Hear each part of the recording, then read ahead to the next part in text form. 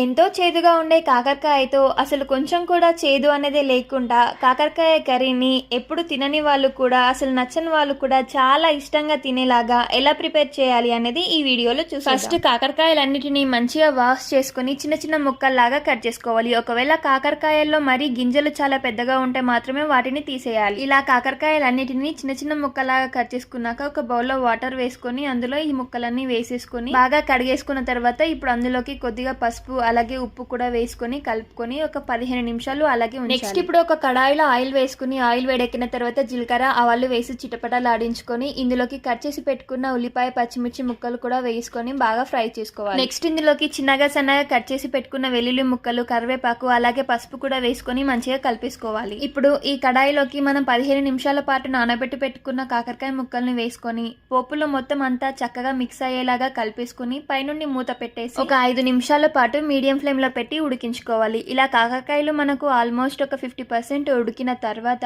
ఇందులోకి కొద్దిగా చక్కెరను వేసుకొని కలిపేసి మూత పెట్టేసి ఒక 2 నిమిషాల పాటు ఉడకపెట్టేసేయాలి. 2 నిమిషాల తర్వాత ఇందులోకి కట్ చేసి పెట్టుకున్న టమాటా ముక్కలు వేసుకొని మంచిగా కలిపేసుకొని రుచికి సరిపడంత ఉప్పు వేసి కలిపి మీడియం ఫ్లేమ్ లో ఒక 5 నిమిషాల పాటు ఉడకబెట్టుకున్న తర్వాత ఇందులోకి రుచికి సరిపడా కారం కూడా వేసి ఒకసారి మొత్తం అంతా కూడా చక్కగా మిక్స్ అయిపోయేలాగా కలిపేసుకుని మూత పెట్టి ఒక 10 నిమిషాల పాటు ఉడకబెట్టుకున్నారంటే కాకరకాయ కర్రీ ఆల్మోస్ట్ ప్రిపేర్ అయిపోయినట్టే. ఇప్పుడు ఇందులోకి చివరగా ధనియాల పొడి అలాగే కొత్తిమీరను కూడా వేసుకుని పైనుండి మూత పెట్టేసి ఒక 2 నిమిషాల పాటు లో ఫ్లేమ్ లో పెట్టి ఉంచారంటే కొంచెం కూడా చేదు అనేది లేకుండా చాలా టేస్టీగా కాకరకాయ కర్రీ ప్రిపేర్ అయిపోయినట్టే.